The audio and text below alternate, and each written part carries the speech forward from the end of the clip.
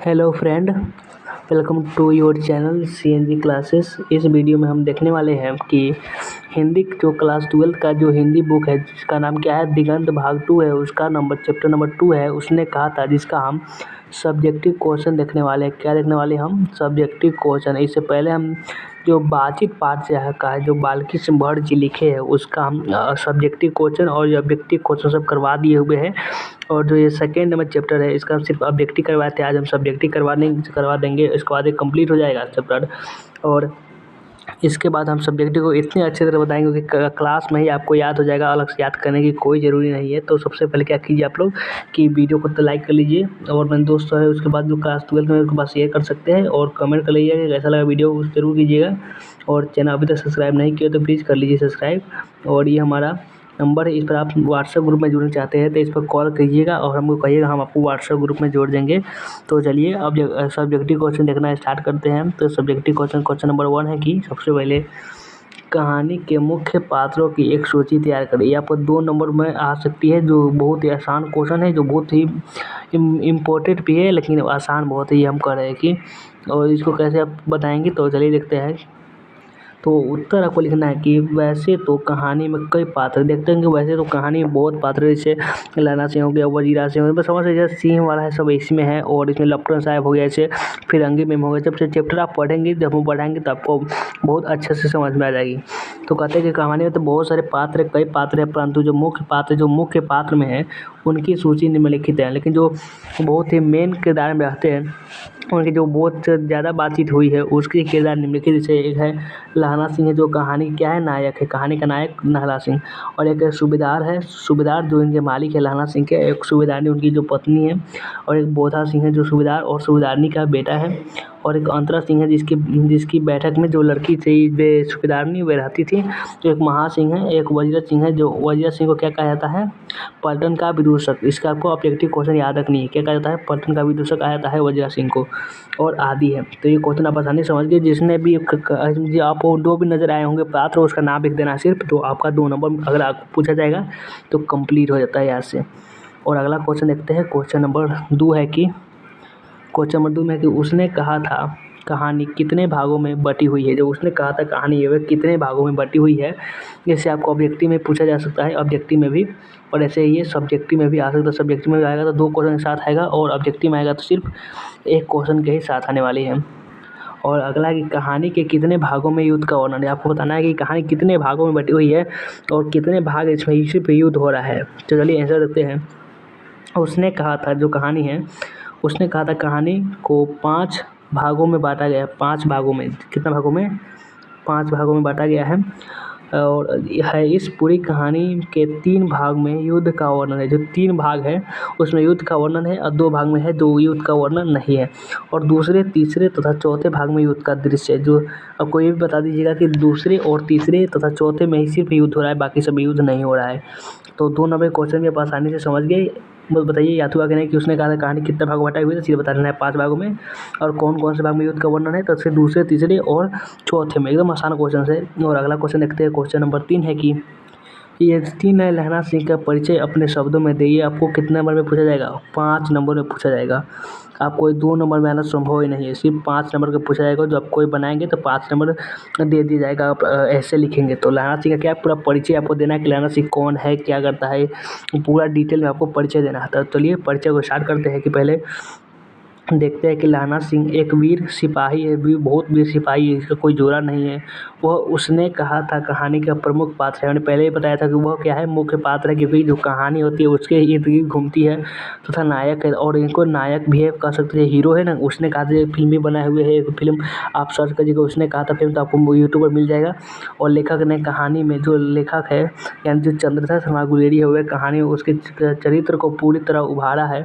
कहानी में उसके चरित्र की निम्नलिखित विशेषता उभर कर सामने आती है। जो किसकी विशेषता है लहरा सिंह की, वो आपको पहले ये लिख देना है लाइन में बढ़िया से, अच्छे से एकदम कलर करके काला पेन से। तो अब इसको डिटेल में लिखना स्टार्ट करना है कि कहानी का नायक का परिचय देना है कि कहानी नायक और उनकी क्या भूमिका है। तो कहानी की समस्त घटनाक्रम जो भी घटता है वो क्या है, लहना सिंह के आसपास घटता है। जो भी घटता है, जैसे लहना सिंह के पैर में गोली लगी थी, वे लहना सिंह को लगी, किसी और को भी रख सकती थी। जितना भी घटनाएं घटती है ना, वो लहना सिंह के पास ही घटा है। जिस किरदार के पास घटता है वही मुख्य पात्र में होता है, और जिसे यह स्पष्ट होता है, जिसे यह साफ साफ हमको पता चलता है कि वो कहानी का प्रमुख पात्र तथा नायक है, तथा वो कहानी का मुख्य पात्र है। और उसने कहा था कि हीरो यानी नायक है। और 3 नंबर क्वेश्चन में और है, जो और लिखना है आपको, इतना से नहीं होगा। 5 नंबर है तो 5 नंबर लिखना भी होगा। और एक सच्चा प्रेमी की तरह परिचय आप कैसे देंगे, तो ये देखिए कि लहना सिंह एक सच्चा प्रेमी है। प्रेमी क्यों है भाई, तो जब वे सूबेदार ने जो बचपन में लड़की मिली थी, 8 वर्ष का लड़की, जो लहना सिंह 12 वर्ष का था, उनसे बेहद प्रेम करता था। लेकिन बाद में क्या हुआ, सेना में भर्ती हुआ अपने देश की रक्षा के लिए। देखिए बचपन में उसके हृदय में एक अनजान भावना ने जन्म लिया, जो प्रेम था, जो प्रेम जन्म लिया था। यदि भी उसे अपना प्रेम न मिल सका, लेकिन फिर भी उसने सच्चाई से उसे अपने हृदय में बसाए रखा। बाद में क्या हो, वो अपने जो भी उनका लक्ष्य था वो छोड़कर अपने काम में बिजी हो गए। आपको भी ऐसा ही करना चाहिए। जो भी आपको अगर कुछ के लिए आप मेहनत कर रहे हैं तो आपको नहीं मिल रही है, नहीं कि आप हार जाए, आप दूसरे के लिए प्रयास कर सकते हैं। और अगला कि बहादुर तथा निडर, आपको साफ साफ पता चला कि जो लहना सिंह है वे बहुत बहादुर है, तभी तो वे चतुर है, तभी तो वे जब वे लफ्टन साहब जब भेष बना के आए थे तो पहचान लिए थे। लहना सिंह बहादुर तथा निडर व्यक्तित्व का स्वामी है, जो पूरा स्वामी है जो व्यक्तित्व का, तभी तो वह बैठे रहने से बेहतर युद्ध को समझता है। तभी कहता है कि जितने में हम बैठे हैं, चाहे तो 10 सिपाही को हम ढेर कर सकते हैं अभी कभी। और लिखना है, और कैसे लिखेंगे, और आपको लिखना है कि चतुर। अब चतुर कैसे, इसका परिचय आपको देना है। तो चतुर है कि लहना सिंह बहादुर होने के साथ साथ काफ़ी चतुर भी है, बहुत चतुर भी है, बहुत चालाक है। इसलिए उसे लेफ्टिनेंट साहब के नकली होने का शक हो गया। जो लेफ्टिनेंट साहब जो भेष बना के आए थे, कहते हैं कि 10 आदमी छोड़ो और पूरा खंडक लेके जाओ, तो उसमें शक हो गया था। और उसने चतुराई से, उसने बहुत चालाकी से भाड़ा फोड़ दिया, ताकि वो भी नहीं किया कि जो सब लोग जान जाए तो वे भाग जाएगा, एकदम अपनी चालाकी से किसी किया था। और अगला सहानुभूति, यानी बहुत ही सब्र तथा दयालुपना, बहुत दयालु। तो लहना सिंह के चरित्र में सहानुभूति तथा दया भाव भी विद्यमान है। इसलिए वह भीषण सर्दी में भी अपने कंबल और जर्सी बीमार बोधा सिंह को दे देता है। देखिए अब दयालु कैसे, जब वो जो सूबेदार और सूबेदारी का बेटा जो था बोधा, उसको जब ठंड लग रहा था, जब बीमार पड़ा था, अपना कंबल और अपना जो भी सोने वोने का जो अच्छा सुख सुविधा का सामान था वो बोधा सिंह को दे दिया था। और अगला क्वेश्चन देखते हैं कि अगला क्वेश्चन क्या है। क्वेश्चन नंबर अब 4 है कि पाठ से लहना और सूबेदारनी के संवादों को एकत्र कर। जो पूरे पाठ में जो लहना और सूबेदारनी की जो भी बातचीत हुआ है वो आपको अच्छे से लिखना है। ये भी क्वेश्चन आपको 5 नंबर का है, पूछा जाएगा द्विगुत्रीय क्वेश्चन में, तो आपको बनाना है। तो इसमें है कि पाठ के लिए लहना और सूबेदारनी के संवादों को एकत्र करें, यानी एकलंक लिखे। तो चलिए उत्तर देखते हैं। पाठ में लहना सिंह और सूबेदारनी के बीच कुछ संवाद है जो निम्नलिखित है, कुछ बातें हुई है जो निम्नलिखित है, एकदम अच्छे से आपको लिखना है। बचपन का संवाद है कि बचपन का संवाद, यानी बचपन का जो भी बोले थे वह है, तो तेरा घर कहाँ है, मगरे में, और तेरे माझे में, यह कहाँ रहती है। ये सब बात हुआ है, अब सुनते जाइए। तो पहले पूछता है कि तेरे घर कहाँ है, जो लड़का है वो पूछता है तेरे घर कहाँ है, तो लड़के बोलते हैं मगरे में और तेरे माझे में, यहाँ कहाँ रहती है। लड़का पूछ रहा है, यानी जो लहना सिंह पूछ रहा है कि यहाँ कहाँ रहती है, अंदर सिंह की बैठक में। जो अंदर सिंह क्या है, जो उनके मामा थे, अंदर सिंह बैठक में भी मेरे मामा होते हैं, मैं भी मामा। यहाँ जो लहना सिंह है वे बोलता है उनका घर गुरु बाज़ार में। गुरु बाज़ार एक जगह है जो आपको जैसे क्या है ना, वो अमृतसर की जो शहर है उसमें मिलता है। और अगला बोलता है कि अगला बोल रहा है कि इतने में दुकानदार, इतना जिसे बोलता है दुकानदार, लड़के ने मुस्कुराकर पूछा। लड़के ने क्या हुआ, मुस्कुरा कर पूछा कि तेरी कुरमाई हो गई है। कुरमाई का क्या मतलब होता है, कुरमाई का मतलब होता है मंगनी। क्या होता है, कुरमाई का अर्थ मंगनी होता है। और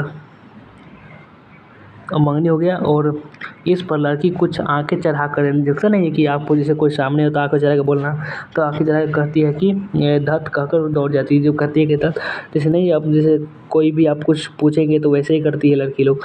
तो लड़के ने फिर पूछा, मतलब जो लहना सिंह जो था वे वही प्रश्न जो अभी पूछा था कि तेरी कुर्बाई हो गई है, वह फिर से पूछा कि तेरी कुर्बाई हो गई है। इस पर और उत्तर में वही धत मिला, जो पहले बोली थी वही उत्तर मिला।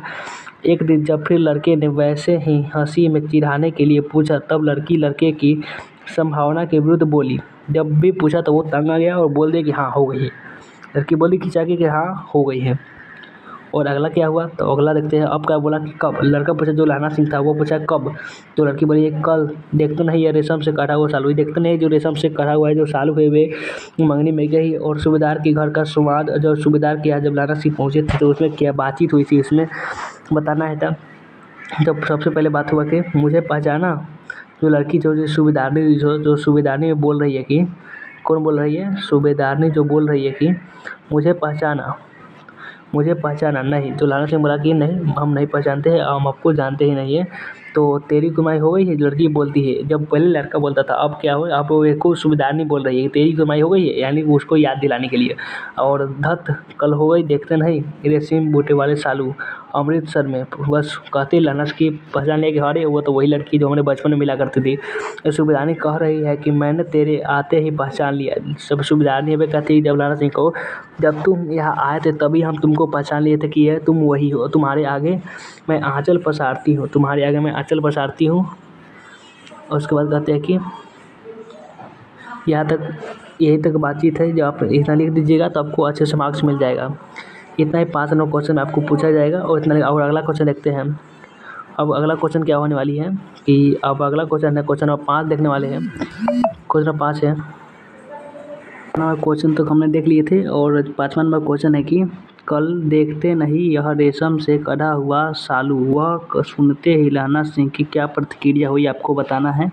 और ये भी 5 मार्क्स का ही क्वेश्चन आपको पूछा जाएगा, यानी दीर्घोत्तरीय में ही पूछा जाएगा कि कल देखते नहीं यह रेशम से कढ़ा हुआ सालू, वह सुनते ही लहना की क्या प्रतिक्रिया हुई। ये क्वेश्चन है। तो आपको चलिए उत्तर किस प्रकार से आपको लिखनी है, तो चलिए बताते हैं कि आपको उत्तर लिखनी है कि ये बात सुनते ही लहना को काफ़ी गुस्सा है। जैसे ये सुना कि कल देखते नहीं ये रेशम से कढ़ा हुआ सालू, यानी मैं उसकी सगाई हो गई। ऐसे सुनते ही कि लहना सिंह एकदम गुस्से आग बबूला हो गया कि काफ़ी गुस्सा आया। साथ ही साथ वह अपने सूध बूध खो बैठा, साथ ही साथ एकदम बेहोश के नकारात्मक, एकदम दिमाग नहीं काम कर रहा था, एकदम सूध बूध खो बैठा। इसलिए घर वापस आते समय एक लड़का को नाली में धकेल दिया। आते समय इतना गुस्सा में था कि एक लड़का को एकदम मारा, धक्का जाकर मोड़ी में गिरा दिया, एकदम मोड़ी में। और एक खोमचे वाले के खोमचे बिखेर दिए, जो होता है ना मार्केट में जो गाड़ी पर लगा के बेचता है कुछ खाने की वाली चीज़, उसी वही। एक कुत्ते को पत्थर मारा, एक कुत्ते था उसको भी पत्थर चला के मारा। और एक सब्जी वाले के सब्जी में दूध उड़ेल दिया। जो सब्जी बेच रहा था उसमें जो दूसरे लोगों का दूध था वो दूध सब्जी में उड़ेल दिया।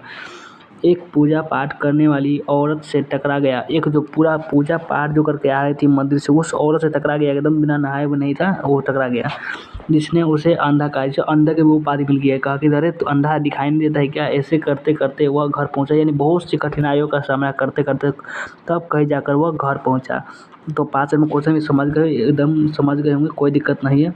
और 6 नंबर क्वेश्चन देखते हैं। 6 नंबर क्वेश्चन में यह है कि जारा क्या है। ये क्वेश्चन में पूछा जा रहा है कि जारा क्या है, तो मौत है और निमोनिया से मरने वाले को मुरब्बे नहीं मिला करते। वजीरा सिंह की इस कथन का क्या आशय। जो वजीरा सिंह जो है ये कथन कहता है कि जारा क्या है, मौत है और निमोनिया से मरने वाले को मुरब्बे नहीं मिला करते। वजीरा सिंह इस कथन से क्या बतलाना चाहते हैं, तो आपको यही बतलाना है। तो उत्तर किस प्रकार से लिखते हैं, तो उत्तर है कि वजीरा सिंह के इस कथन का आशय कि वह युद्ध के मैदान में अत्यधिक ठंड पड़ रही, जो जहाँ युद्ध हो रहा है, जहाँ युद्ध जो सेना सब जो जहाँ छिपे रहते हैं वहाँ के जो बहुत सारी बर्फ़ें गिर रही है, ठंड गिर रही है। और जिसके कारण, और कहते हैं कि जैसे ही हाथ वहाँ से निकल थ्रक से गोली लगती है, जिसके कारण ऐसा लगता है कि मानो उसकी जान ही निकल जाएगी। इतना ठंड है कि वैसा मानो उसकी जान ही निकल जाएगी। वैसे भी इस स्थिति में इतने लोगों को निमोनिया हो रहा है। निमोनिया जो होता है, जो किचन में पड़े रहते हैं वैसे ही होता है। और उन्हें मरने के लिए स्थान भी नहीं मिल रहा है। और इतना काफ़ी मात्रा में वो मर रहे हैं कि उनके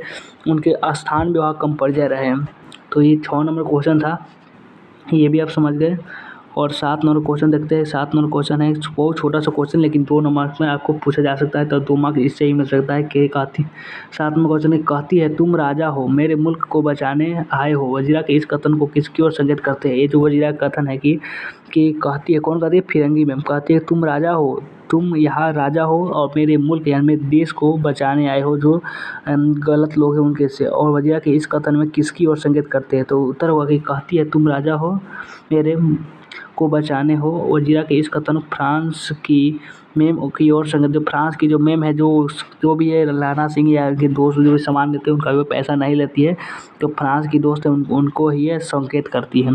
तो 7 नंबर क्वेश्चन बहुत आसान था, आप समझ गए होंगे। और चलती है अगला क्वेश्चन नंबर 8 पर चलते हैं। क्वेश्चन नंबर 8 में है कि लहना सिंह के गांव में आया तुर्की मौलवी क्या कहता है? जो लहना सिंह का में एक तुर्की मौलवी आया था जो सबको फुसला उछला रहा था, जो लहना सिंह के गाँव में जो तुर्की मौलवी आता है वो क्या कह रहा था? इसका उत्तर हुआ कि लहना के गांव में आया तुर्की मौलवी कहता था, वे हमेशा कहता था कि जर्मनी वाले जो जर्मनी के जो लोग हैं बड़े पंडित थे, बहुत विद्वान बहुत पंडित है, वेद पढ़ पढ़कर विमान चलाने की विधा जान गए। जो इतना वेद पढ़ते पढ़ते पढ़ते जो विमान तक चलाने की विधा जान गए हैं।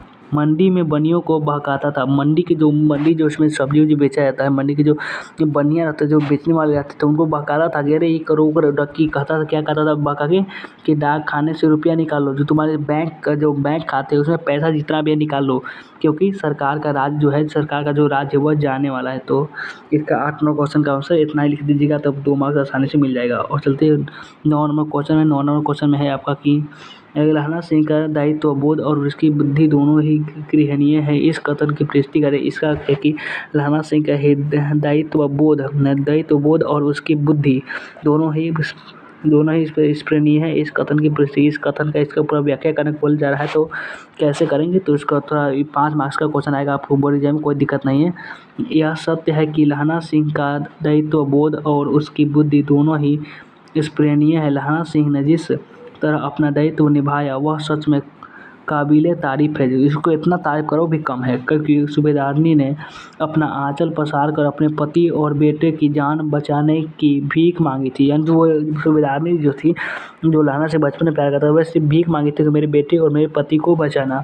लहना से और बहादुर तथा वीर लहना ने अपनी जान का परवाह न करते हुए उन दोनों की जान बचाई थी। इतना ही नहीं, लहना ने जमादार पद का दायित्व भी बड़ी खूबी से निभाया था। जिस पद पर थे, जमादार के पद पर थे, लहना सिंह की बुद्धिमानी भी तारीफ करने योग्य है, क्योंकि नकली रूप में आए लफरन साहब ने सोचा कि मैं लहना सिंह की फौज में शामिल होकर लहना की फौज को ही बम से उड़ा दूंगा। जो लहना की जो फौज यानी अलग से उसको वह दायित्व सौंपा गया था उनके बड़े अधिकारी के द्वारा। क्या थे जो दुश्मन सेना थे, वे लफरन साहब का भेष बना के आया था कि हम जो लहना सिंह का जो टोली है वो जो उसकी सेना है उसको हम क्या मारेंगे, बम मारेंगे, उड़ा देंगे।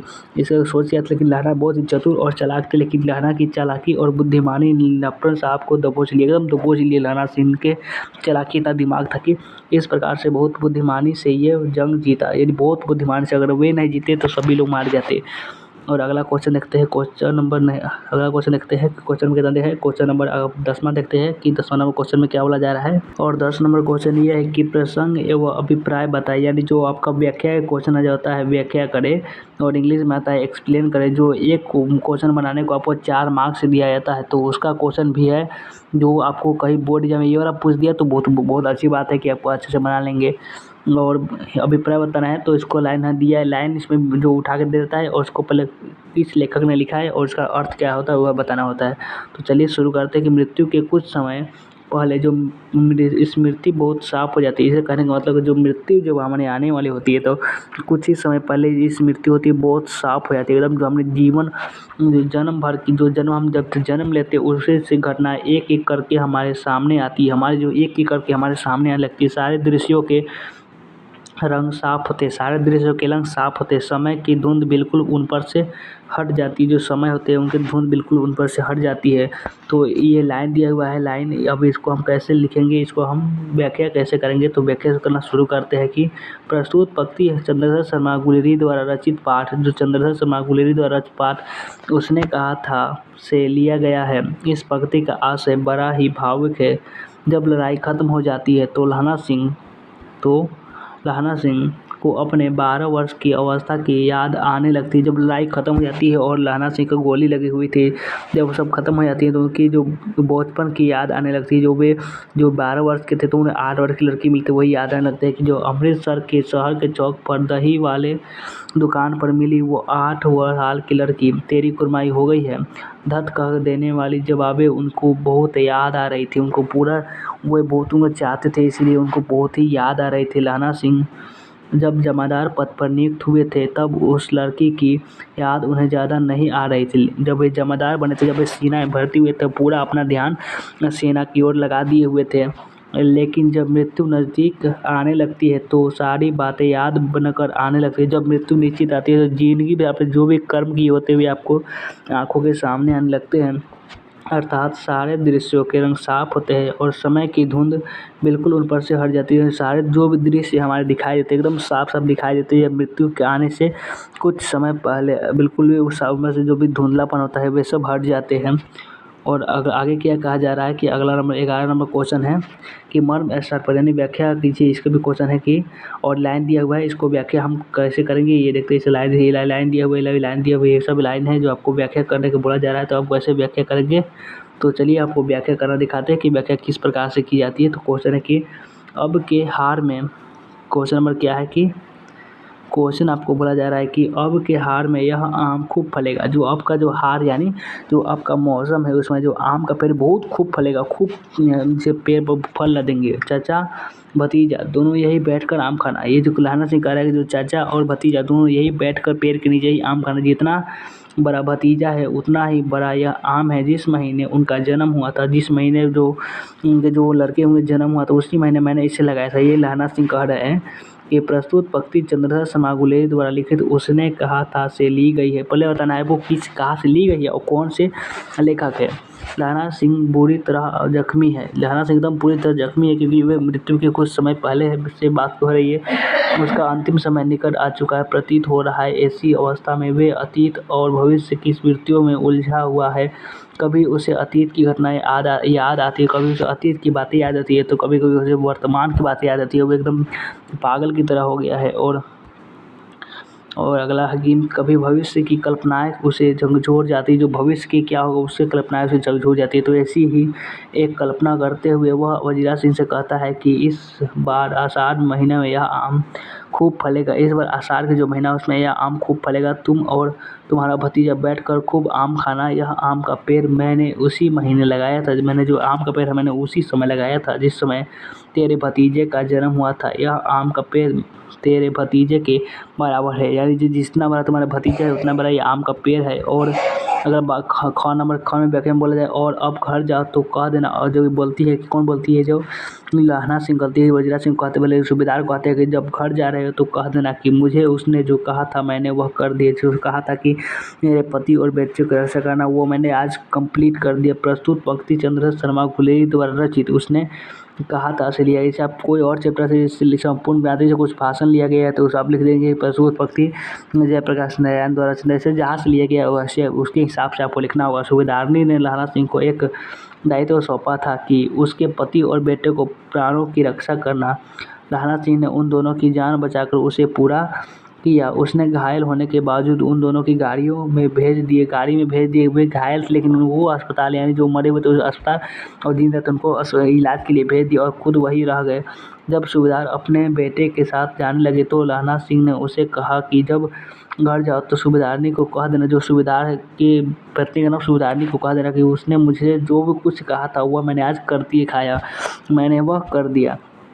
और अगला 12 नंबर क्वेश्चन है जो क्या है, अंतिम क्वेश्चन है कि उसने कहा था कहानी का केंद्रीय भाव क्या है वह कर। केंद्रीय भाव यानी मैंने कहा था कि आपको सारांश पूछने का केंद्रीय भाव या भावार्थ लिखे, तो इसका क्या करेंगे आप, हम इस सारांश वाला वीडियो एकदम हमारे चैनल पर होगा या आप सर्च कर लीजिएगा कि क्या सर्च कीजिए उसने कहा था पाठ का सारांश भाई CNG क्लासेस, हमारा वीडियो मिल जाएगा। आप वहाँ से भी देख सकते हैं या मेरे चैनल पर विजिट करके भी आप वहाँ से देख सकते हैं। तो चलिए हम पहले अभी से देख लेते हैं। तो इसका में लिखा हुआ है कि उसने कहा था कहानी में लेखक ने लहना सिंह के निश्चल प्रेम को दर्शाता है। लहना सिंह ने उस लड़की से बचपन में कई बार एक बात पूछा, कितने बार एक ही बात पूछता था कि तेरी कुरमाई हो गई है, तेरी कुरमाई हो गई है, तेरी मंगनी हो गई, तेरी मंगनी हो गई। किया और लड़की धत कहकर दौड़ कर भाग जाती थी। लड़की हमेशा भाग जाती थी। इससे यह साफ प्रतीत होता है कि उल्हाना सिंह के दिल में उस लड़की के लिए प्रेम था, और जो प्रेम निछल इसलिए था क्योंकि उल्हाना सिंह ने उस लड़की द्वारा किए गए वचन को अपना वचन समझकर निभाया और अपना प्राण की भी आहुति देकर बचाया।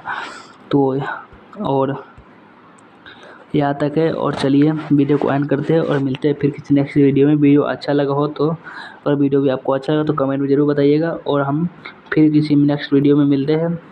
तो चलिए वीडियो को एंड करते हैं।